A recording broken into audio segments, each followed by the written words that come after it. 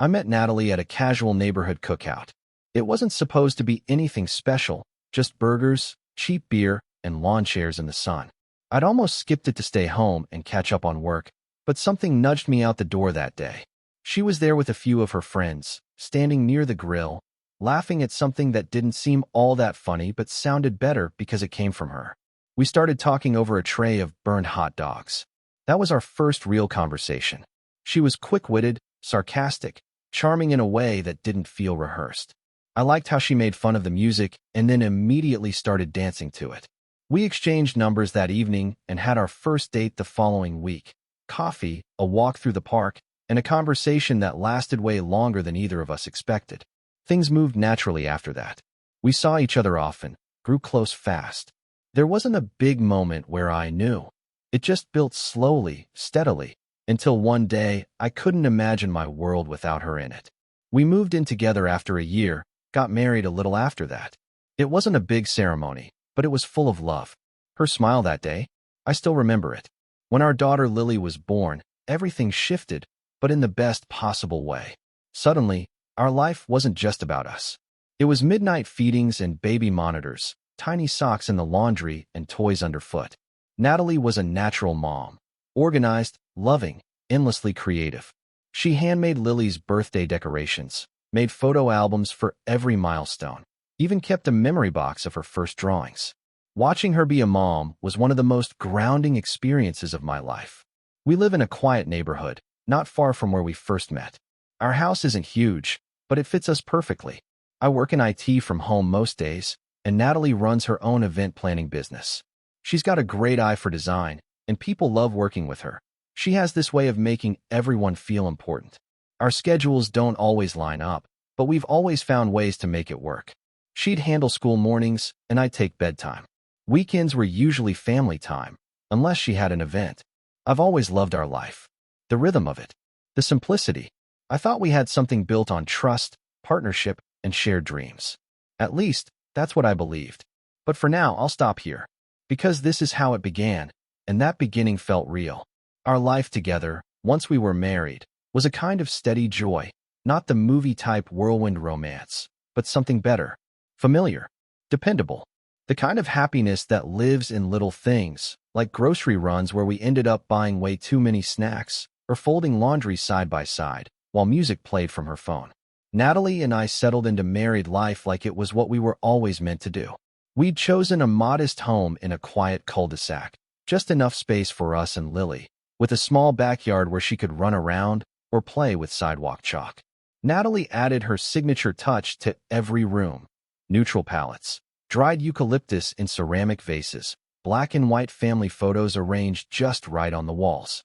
She made the place feel lived in, warm, like something out of a lifestyle magazine, but with personality. My days were pretty routine. I worked from a small home office in the back room, taking calls and handling back-end systems for clients. I liked the structure, the solitude of it.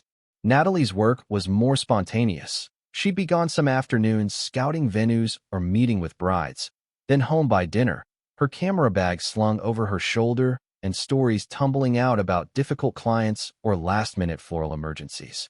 Her job kept her social, busy, and energized, which seemed to suit her perfectly.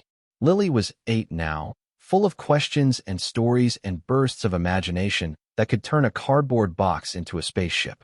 Natalie was great with her, crafting birthday parties that could have been Pinterest tutorials, putting together outfits for school that somehow matched and sparkled all at once. They had this mother-daughter rhythm I admired. Natalie could calm her down with a look or make her laugh with the smallest gesture. I often caught them giggling over something in the kitchen, and for a long time, that sound was one of my favorite things. We had our routines: Taco Tuesdays, Sunday pancake mornings, movie nights with homemade popcorn. Sometimes we had friends over for game nights. Other times we just stayed in. Natalie liked lighting candles all over the house, even when it wasn't a special occasion. She said it made every evening feel like one. We took short trips when we could. Beach weekends, lake cabins, once even a surprise overnight stay she booked just so we could disconnect for a while. She was thoughtful like that, always adding little surprises to keep things from going stale. I appreciated it more than I probably said out loud. Our marriage wasn't flashy, but it was full. full of shared glances during long drives, of inside jokes whispered in crowded rooms, of sleepy goodnights and morning coffees on the back porch while Lily played with the dog. I went to bed every night thinking I was doing something right, something lasting. And back then, I honestly believed she felt the same. 3 years ago, if you had asked me to describe happiness, I would have pointed to our house on a Saturday morning. Pancake batter splattered on the counter, cartoons humming from the living room, Natalie singing off-key to the radio while flipping breakfast. Lily would be twirling in mismatched pajamas, our dog barking as she waved a toy in the air.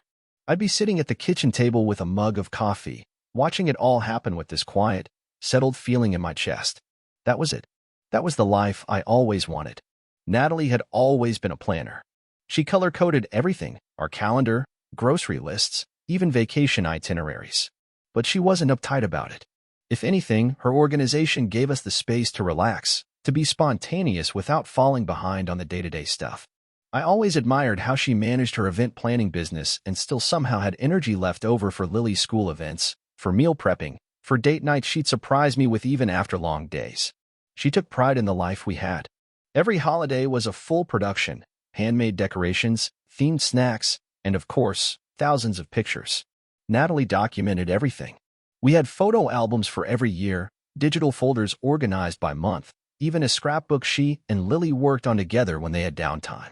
At the time, I thought it was beautiful, how she wanted to preserve every memory. Weekends were family time, always.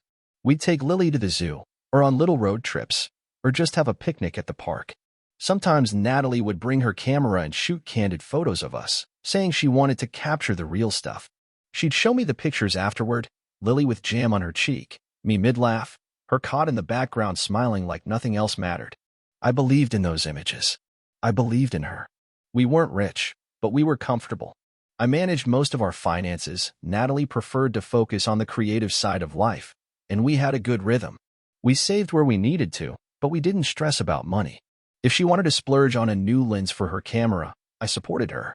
If I needed to upgrade my work setup, she backed me up. It was give and take, the way I think it's supposed to be. Our daughter adored her mom. She followed Natalie around like a shadow, wanting to help bake, dress up, play with her makeup. I never worried about them. I never doubted Natalie's love for our family. She was playful, affectionate, and fiercely involved. Parent-teacher meetings, bake sales, bedtime stories, she was all in. Even in our marriage, we seemed solid. We made time for each other, scheduled date nights, took the occasional overnight getaway when her mom could watch Lily. We still held hands. We still laughed. There was still intimacy, even if it wasn't as frequent as the early days. I didn't see it coming. Not then. Because the truth is, everything looked right. And when you've built your life around someone for nearly a decade, you don't go looking for cracks in the foundation. You trust that it's strong enough to hold.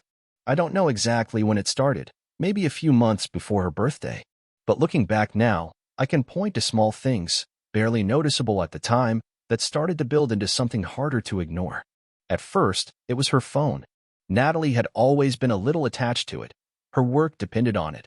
After all, she used it to message clients, schedule meetings, take calls, post updates for her event planning business. But lately, there was something different about the way she used it. She started holding it closer, always flipping it face down when she wasn't using it.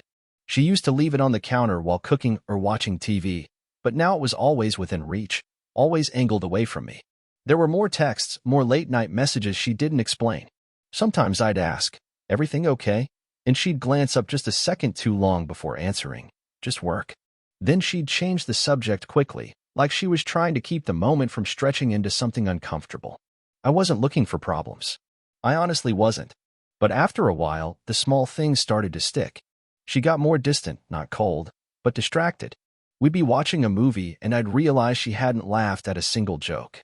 At dinner, she'd check her phone every few minutes, typing quickly, then smiling to herself in a way that didn't feel like it was meant for me.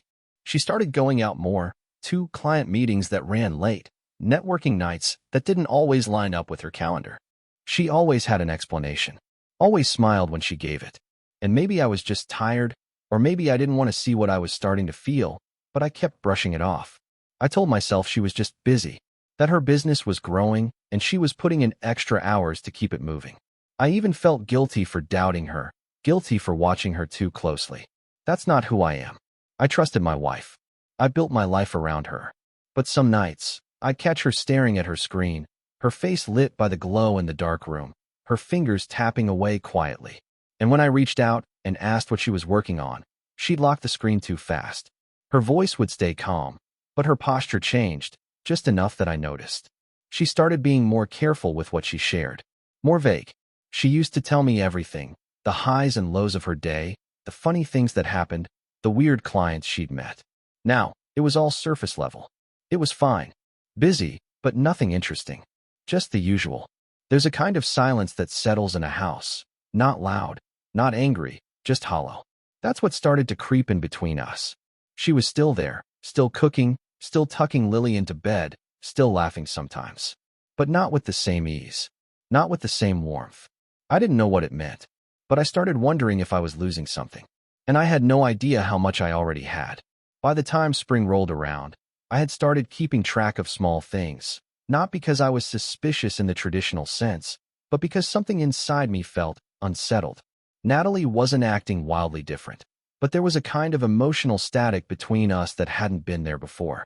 It's hard to explain, like trying to tune into a familiar station and getting just enough signal to know what's missing. One Saturday morning, I came downstairs early and found Natalie in the kitchen, typing furiously on her phone. She didn't hear me at first, and for a second I just watched her. She was smiling at something, not just politely, but fully smiling, the kind she used to reserve for inside jokes or surprise texts from me. When she noticed me, she startled and locked the phone quickly, slipping it into the pocket of her hoodie. "Didn't mean to scare you," I said, trying to keep my voice light. She gave me a quick laugh. "You didn't. I was just texting Claire about next weekend's event. She's being dramatic as usual." It was a believable answer. Claire could be dramatic. But something about the way she tucked her phone away and changed the subject made me feel like I'd just walked in on something that wasn't meant for me. I told myself to let it go. Over the next few weeks, more moments like that started to stack up. Natalie started stepping outside to take calls that she used to take right at the dining table. Her phone was always on silent now, even when we were at home. She used to leave it charging in the kitchen overnight. Now it stayed on her side of the bed, screen always face down. Once, Lily and I were watching TV in the living room when Natalie came in and stood frozen for a second, like she was trying to decide whether to say something. Then she smiled and asked if Lily wanted to help her bake something. It wasn't odd in itself. Natalie loved spontaneous kitchen projects, but the way she glanced at me, as if checking to see if I was paying attention, felt loaded. Like she was overcompensating for something unspoken. We still had good days. She still kissed me goodbye in the mornings and sent me funny videos occasionally. But she also started canceling plans more often. She used to beg for date nights. Now she was too tired or had last-minute things pop up. "Work is crazy lately," she kept saying. "You know how it is." I did. I do. But there was something in her eyes, this flicker of guilt or hesitation, every time she said it. Something I couldn't quite name, but couldn't ignore either. I remember lying in bed one night, staring at the ceiling while she scrolled silently next to me. She turned her screen slightly away, enough that I couldn't see what she was doing. I didn't say anything. I just rolled over and stared at the wall. We were still talking, still laughing sometimes, still parenting, but the space between us had changed shape. And for the first time in years, I started to feel like I didn't fully know the woman sleeping next to me. I kept telling myself I was imagining things. That a rough patch didn't mean anything more than two people being busy, a little worn down, drifting through the daily noise of life. And I wanted that to be true. I wanted to believe we were just out of sync, that it would pass. But it's hard to ignore patterns when they start repeating, day after day, in quiet but persistent ways. Natalie had always been social. She thrived on people, on the energy of planning and creating and being the one everyone wanted at their party. But lately, she had started treating our own home like a place she was visiting between obligations. She'd get dressed up in outfits I hadn't seen before, saying she had client dinners, gallery openings, networking mixers. Her calendar filled up so fast it felt like I had to make an appointment just to have dinner with her. And then there was Lily. She's a bright, observant kid, asks a million questions a day, remembers everything, notices what most adults miss. One evening, after Natalie rushed out for a meeting, Lily asked, "Why does Mommy always wear makeup now, even when she's not taking pictures?" I paused, caught off guard. I said something about mommy just wanting to look nice. Lily nodded, unconvinced. That's the thing about kids. They don't understand subtext, but they can feel tension before you even know you're giving off a signal. Natalie had also started taking more overnight trips. Usually for work, at least, that's what she said. Weekend weddings out of town, client site visits, styled shoots in nearby cities. It wasn't that she hadn't done those before, she had, but the frequency had changed. She'd go silent for long stretches during those trips. Not unreachable, just slower to respond, vague in her updates. It's been nonstop, she'd say. Barely had time to eat. But her Instagram, when I checked, told a different story: cocktails, hotel selfies, city lights. I didn't bring it up. I didn't accuse. I didn't want to be that guy, the one who read too much into a picture or a late reply. But it stayed with me. Then one afternoon, I noticed something odd. I was grabbing a charger from her bag while she was upstairs getting ready, and for a split second, I thought I saw two phones. One was her usual one, green case, screen cracked in the corner. The other? Sleek, black, no case. It was tucked deep, barely visible. I didn't touch it. Didn't even fully register it at the time. But it stuck in my mind. Natalie came downstairs a minute later, smiling like nothing was off, keys in hand. Need anything before I go? She asked. I shook my head. She kissed me on the cheek and left. I watched her pull out of the driveway, a strange pit forming in my stomach. I didn't know what I was looking at. Not yet. But something had shifted between us. Not loudly. Not explosively. Just enough to make the silence between her answers feel like it was holding something back. Natalie's birthday was coming up, and as usual, she'd already mapped out most of it herself. That's how she operated. Birthdays weren't just days, they were events, curated experiences with themes, decor, playlists, and outfits planned weeks in advance. I loved that about her once. The way she threw herself into moments. She'd always said life was too short to let celebrations be ordinary, and for a long time, I believed that was just her being passionate, creative, fun. This year, though, it all felt a little different. Less about the celebration, more about the spectacle. More about being seen. She planned a rooftop dinner downtown, invited all her usual circle friends from her business, a few old college pals, even some newer people I didn't recognize by name. I noticed she left me out of most of the conversations, barely mentioned the party to me except when it came to logistics. Can you take Lily to my mom's that night? Or, I might need help picking up the cake if the bakery closes early. The closer it got, the more I realized I wasn't really part of the plan. I was a background detail. Still, I didn't argue. I smiled. I helped. I told myself it was her night, that she deserved to enjoy herself without me hovering. And maybe that was true. But what nagged at me was the way she seemed giddy in a way I hadn't seen in months, texting constantly, giggling to herself, disappearing into other rooms when her phone rang. She was dressing differently too, more revealing, more polished, more like the version of her she used to present online back when she was pushing her brand harder. One night, she tried on a dress for the party and asked me how it looked. I told her she looked great, and I meant it, but even as I said it, I realized she didn't seem to care what I thought. She already knew how she wanted to look. She wasn't dressing for me. Lily was the only part of all this that still felt like mine. We spent more time together in those days leading up to the party, quiet. Everyday stuff like reading before bed or drawing at the kitchen table. She asked more questions about her mom's job lately, about why she was so busy, why she was always texting. I didn't have answers. I just told her that sometimes adults get overwhelmed, that mommy had a lot on her plate. That Saturday morning, while we were having breakfast, Lily asked if she could come to the party too. I explained it was a grown-up event, that maybe she and I could celebrate mommy's birthday in our own way the next day. She seemed fine with that. I even started thinking maybe we could have a picnic or a little cake at home, something small and sweet. I still wanted Natalie's birthday to be a good day, even if I felt like I wasn't really part of it. She left for the party that evening looking incredible, no denying that. Hair curled just right, makeup done like she'd stepped out of a magazine, perfume trailing behind her like a signature. She kissed Lily on the forehead, gave me a glance that didn't hold for long, and said, "Don't wait up." I stood in the doorway after she left, watching her taillights disappear. There wasn't anger in me yet, but there was something growing, something I couldn't quite name. The next day started slow. Natalie hadn't come home after the party, but she'd sent a quick text just after midnight. Staying with Claire. Too tired to drive. Love you. That was it.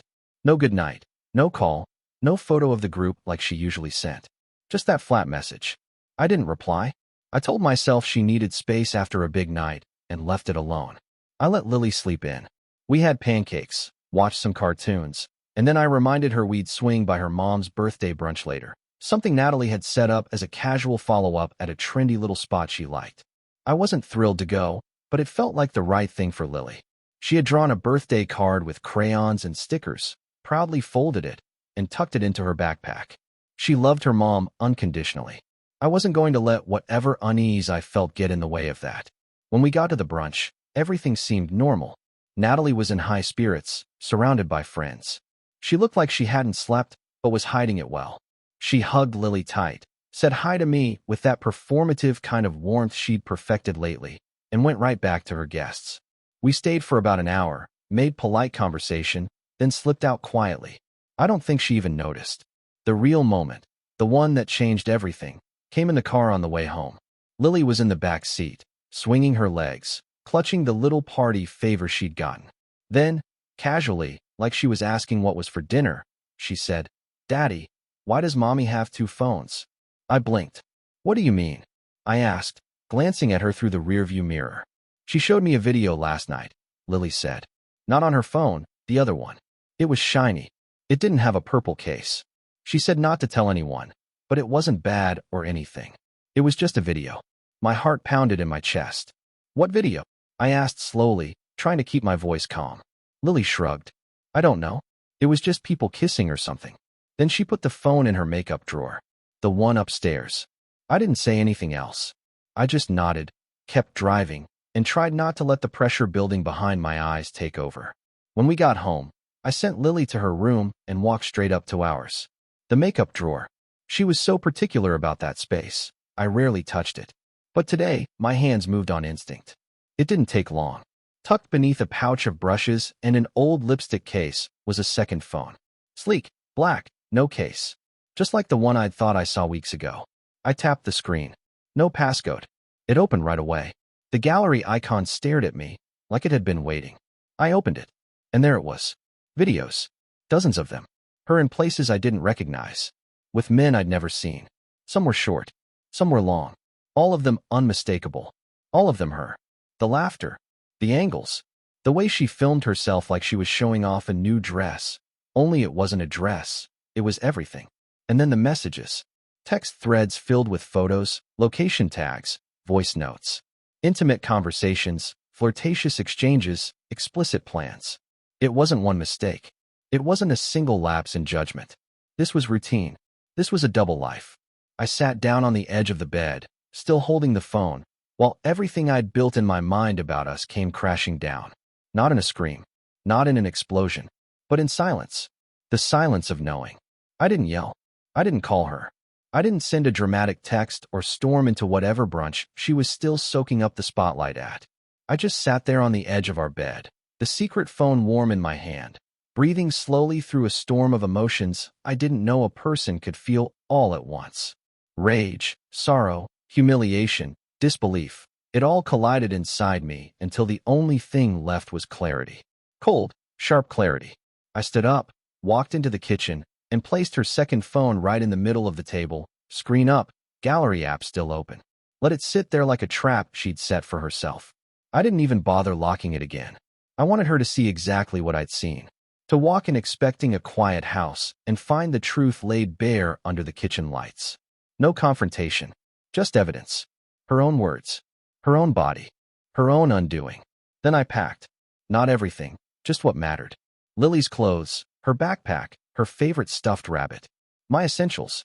A few boxes from the storage closet. All the important documents. I grabbed the keys to both cars, the safe box with our savings, and every bank card linked to the accounts we'd once shared. Natalie never kept track of the financials. I did. She didn't even know half the passwords.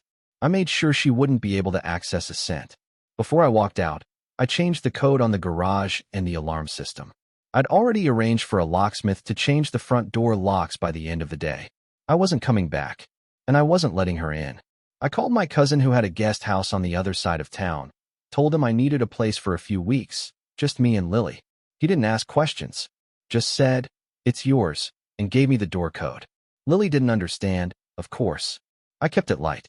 Told her we were going on a little vacation, just the two of us. She was excited, mostly because I let her pack snacks for the car and choose music on the drive. Her innocence was heartbreaking in that moment. She had no idea the life she'd known was cracking apart behind her. And I was going to do everything I could to make sure she didn't feel it. Not now, not if I could help it. Natalie called around 6. I didn't answer. She called again, then texted, "Hey, where are you guys? Can you pick up a few things on the way home?" I let the message sit unread. Then more texts. "Why didn't you show up at dinner? You're worrying me. Call me. What's going on?" I didn't reply to any of them. I just watched as her concern shifted into panic, then into anger, then back into pleading. She went home eventually. I know, because at 9:14 p.m., she sent one last message. "What is this? Why would you do this? Please, let's talk." I can explain. But there was nothing left to explain. She had done it all. And now, all that was left was the echo of the silence I'd left behind. That, and the image of her walking into our home, finding the phone she never thought I'd see, and realizing that for once, she wouldn't be the one disappearing. She'd be the one left behind. The first few days in the guest house were strange. Not painful, not even sad, just quiet. A kind of deep, still quiet that feels unfamiliar when you've lived in chaos without realizing it. Lily adjusted faster than I expected. Kids are resilient that way. She loved the lofted bedroom and the little porch swing, and she didn't ask too many questions about why we were there. I think part of her knew not to. I kept things simple. Woke up early, made pancakes most mornings, took her to school, and focused on work in between. In the evenings, we'd go for walks or watch old animated movies we'd seen 100 times already. I avoided social media. I didn't check messages from mutual friends. I didn't respond to Natalie's calls, though they came every single day at first. Then less. Then just silence. I guess she realized I wasn't coming back. That I didn't need to yell or explain. That I'd let the truth and her own videos do all the talking. It was hard not to replay things in my head. The look on her face when she kissed me goodbye before that brunch. The nights she'd curled up next to me knowing exactly what she'd done hours before. I wondered how long it had gone on. How many lies she'd stacked on top of each other without blinking. And the worst part was realizing I'd given her everything. My loyalty, my love, my trust. And she'd treated it like a costume she could wear when it suited her image. But I didn't stay stuck in that bitterness. After a couple of months, things began to shift. I started taking care of myself again, getting better sleep, going to the gym, eating food that didn't come from takeout boxes. I felt sharper, clearer, like I was remembering who I was before I became someone else's background character. And then I met someone. It wasn't planned. I wasn't looking. Her name's Emma. We met at Lily's school during a weekend volunteer event. She was calm in a way that felt rare. No theatrics, no curated version of herself. Just real. We started talking casually, then texting, then coffee turned into dinner. It's not serious yet, but it's honest, and that alone feels new. She knows a little about what happened. I didn't dump it all on her. I'm not interested in dragging the past into something healthy. But when I did share the basic truth, she didn't look at me with pity or judgment. Just listened, nodded, and said, "You didn't deserve that." She was right. These days, I think less about what I lost and more about what I walked away from. And what I found. I don't miss the lies. I don't miss her games. I don't miss pretending everything was okay for the sake of appearances. And most of all, I don't miss the version of myself that tolerated it. I'm building something new now. It's quieter. It's slower. But it's mine. And for the first time in a long time, that feels like enough. A year has passed. I'm writing this now from a home that actually feels like mine, physically, emotionally, spiritually. It's not fancy, not flashy, just a 2-bedroom place with a small garden out back that Lily helps me water every weekend. There's no trace of the life I once shared with Natalie here. No photos hidden in drawers, no ghosted memories stuck to the walls. It's clean, quiet, honest. Natalie eventually stopped trying to reach me. After months of calls, emails, even letters, she finally seemed to understand that nothing she could say would rewrite the truth I saw on that phone. Not the videos. Not the messages. Not the cold, calculated effort it took to lead a double life while smiling at our daughter and kissing me goodnight. She never apologized. Not really. Just excuses. I was lonely. You were distant. I didn't mean to hurt you. But she did mean it. She meant to have her fun and keep the illusion going for as long as she could.